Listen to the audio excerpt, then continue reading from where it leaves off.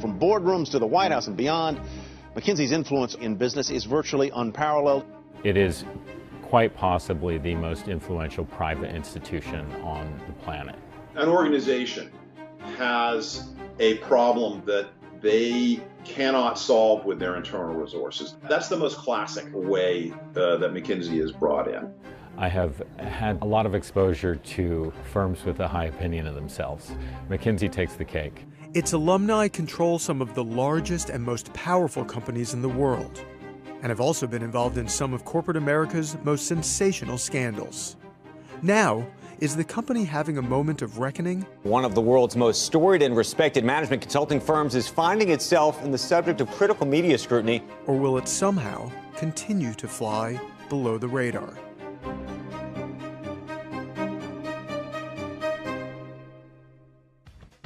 McKinsey was founded in 1926 by James O. McKinsey. He was a professor at the University of Chicago and an expert in management accounting. The firm began advising companies locally and slowly opening up offices in major urban hubs around the country.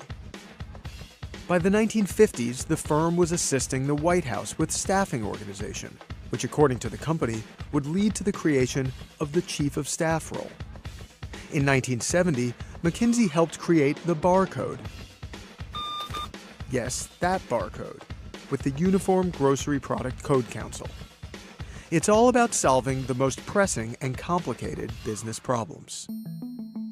First of all, people who go to work for McKinsey tend to be elite individuals in terms of their intellectual ability, business acumen, drive, ability to think creatively. Plenty of people have said that going to McKinsey is like getting the PhD on top of your MBA, but in a much more applied way than an academic way. The company touts more than 30 Rhodes Scholars on its staff and at least 6 Olympians. The way I sketched it out in the book, there are 3 main ingredients: fact-based, hypothesis-driven, and structured. It's not so much what the specific structure is, but the fact that there is a structure and it's logical and coherent. And it drives the problem-solving process in terms of what is the problem, how do we scope it out, break it into its constituent elements, go about getting the data, all the way down to how do we then present it to the client in a way that will enable them to implement the changes that McKinsey might be recommending. The experience, the tools, and the way to think to try to bring this information, these questions, this data that we were gathering to a level such that you can draw a conclusion. And I think at McKinsey what you learn is to be able to move really up and down the hierarchy, up and down the problems, up and down the levels of thinking. And I think this is extremely different when you compare to other people who didn't have the chance to go through this experience. McKinsey is not the only firm offering consulting services like these. It has serious competition, like Bain & Company and the Boston Consulting Group. But out of the big 3, as they're called, McKinsey is the leader when it comes to management consulting revenues, according to ALM Intelligence. They're still quite prominent from a revenue standpoint. They're also prominent from a reputation standpoint, but when you really look at consulting today, they're not as prominent as the big 4 accounting firms. Deloitte, PwC, and EY and KPMG, they're actually the largest consulting firms. But of course, it's also about who you know. Certainly when I was there, McKinsey was famous for having decades-long relationships with any number of Fortune 500 companies. They were on tap for the senior executives. You always think with McKinsey about strategy, but you work with people, which later I used a lot at Solar Impulse. Solar Impulse was a project which was considered impossible by the aviation industry. We wanted to build an airplane which was bigger than a 747 in terms of wingspan, but with the weight of a car. And I got out of my time at McKinsey, essentially working with teams, the way to organize these people and to make them understand where they could go, how they could go there, and develop the right empowerment. There's no point not to hire McKinsey if you can afford it, because it's a SWAT team of analysts that is at your beck and call. They traffic in influence, industry intelligence, helping executives make a decision they've already made by backfilling a report. It's basically a firm that will come into the office and say, what do you want us to do? The nature of the role does not necessarily make the consultants at McKinsey the most popular people. Their job is to help organizations become as efficient and effective as possible and to complete their own missions. It is simply a fact of life. It's not necessarily pleasant. And that's why sometimes when consultants, whether it's McKinsey or anybody else, comes in, they can be viewed not particularly favorably by the people in the organization themselves. That certainly was part of my experience. In many ways, it's management bringing them in to do it so they don't have to. The people who work there, they do very well. They don't make hedge fund money, but they're making more than most of the people you know. Nobody brings McKinsey in because they've got the world, in their hands. And the firm gets paid handsomely for its services. Generally, the fee rates are closely guarded, and they are all over the map. And at the same time, they can be quite well known. The government actually publishes the fee rates for McKinsey and others. The inside joke in the industry is you hire McKinsey and it's $250,000 a week for a team. However, consulting pay structures have evolved. Alternative fee structures, results-based fees, or taking a stake in the client, an equity stake, something like that. It's very attractive for clients when they hear that and they pay a smaller upfront fee. It's also a way to get more bang out of the project than just a straight time and materials.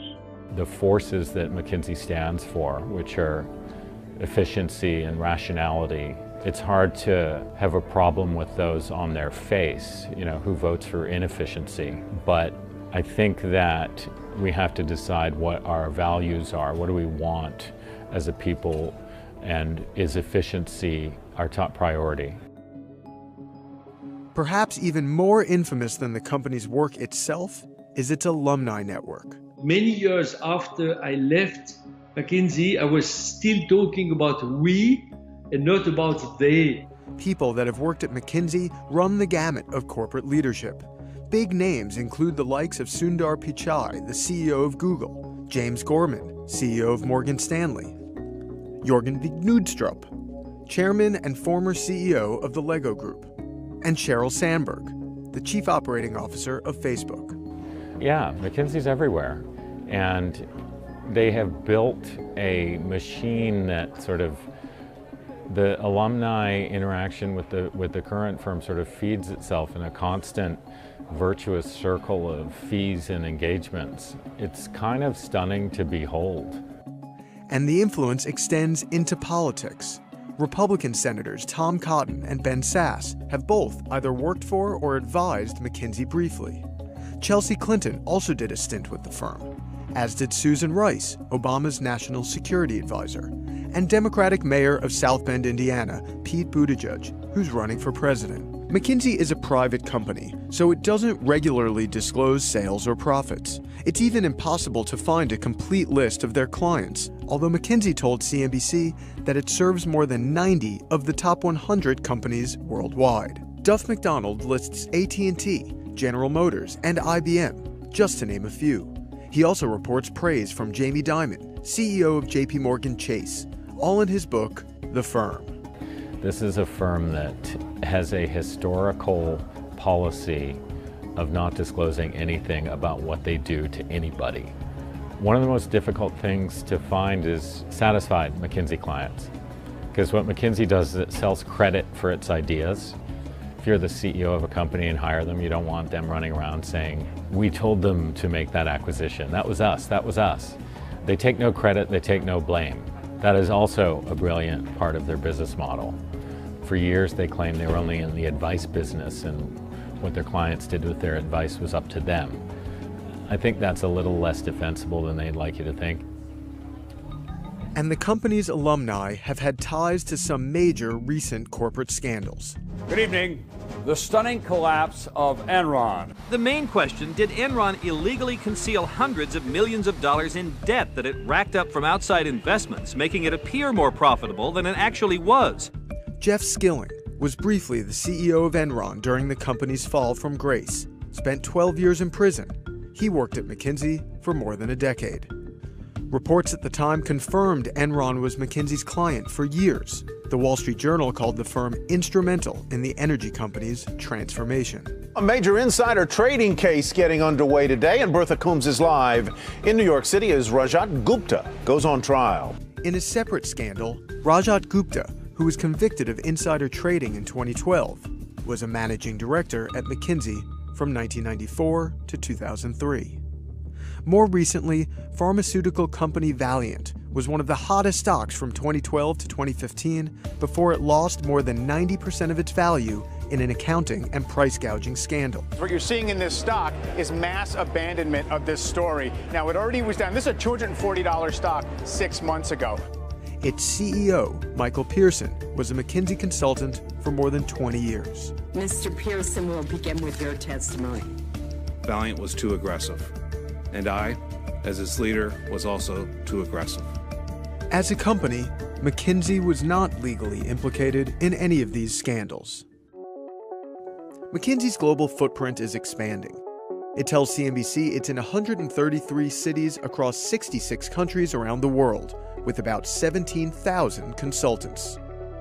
While 75% of the firm's business was in what they call core management consulting 15 years ago, today it's only about a quarter of their business, as McKinsey is expanding into technology, data analytics and visualization, artificial intelligence, and industrial design.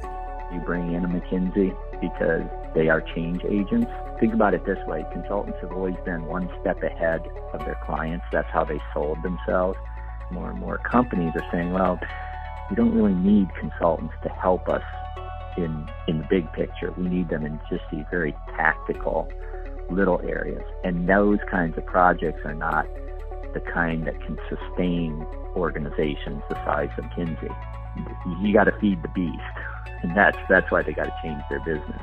They are everywhere in DC and abroad also. You know, McKinsey's very influential in Western Europe. They have been for half a century, whether that's England or Germany or elsewhere. But also some recent New York Times reporting has shown that they are very involved with China, a lot of state-owned enterprises. Saudi Arabia, South Africa is a great example. There, the company was ensnared in a government corruption scandal. McKinsey repaid about $74 million in fees, and while not admitting legal wrongdoing, has apologized for its involvement. Global managing partner Kevin Sneeder told CNBC Africa, I think we've learned many lessons from this saga, not the least of which is when you make a mistake, it's best to say sorry quickly and clearly, and then take steps to ensure you don't repeat the errors. And so the second thing we're doing is really looking hard at what went wrong. And then on the back of that, we've already started to make a number of changes to how we serve clients, the oversight, the risk policies, the kind of clients we serve, and more importantly, the partners that we choose to do client service with. We're really now much more digging into the backgrounds of those, and we're not just going to accept at face value what people tell us. You know, McKinsey is an institution that is built on trust. Everybody's supposed to trust it. Its clients are supposed to trust it. Securities regulators are supposed to trust it. The public is supposed to trust it. And increasingly, we've seen different instances where that trust may appear to have been misplaced. This is a firm that could be a seedbed of all manner of potential conflicts of interest. And we're supposed to trust that they manage them properly. It may be that they're so big now that that is almost an impossible task. The New York Times reported in early 2019 that McKinsey runs a multi-billion-dollar hedge fund that may have a stake in the outcome of some of the corporate restructurings the company consults on, including their work trying to turn around the public finances of Puerto Rico. This has opened up questions about what needs to be disclosed by the company in bankruptcy court. McKinsey called the New York Times report, quote, fundamentally misleading, and said the assertion of a conflict of interest between our consulting activity and MIO, the company's investment wing, is wrong. Specifically on Puerto Rico, the company insists there was no information sharing between its consultants and its fund, and it pointed to an independent report commissioned by Puerto Rico's Oversight Board to back up its position. Overall, I think they have maintained their quality, and for the most part, and you can always point to the failings of an organization, but they've mostly maintained their integrity. And they've maintained their relationships long-term with major industrial companies and financial companies while trying as much as possible to move into spaces filled by new industries. Will McKinsey's secretive, behind-the-scenes business model persist in this more transparent world of the digital economy? Only time will tell. One of the first articles that covered us when I joined the firm was the McKinsey mystique. And I think there was a period of time when mystique was a good thing. Mystique's not a good thing anymore. People don't like secrecy, and we have to change with that.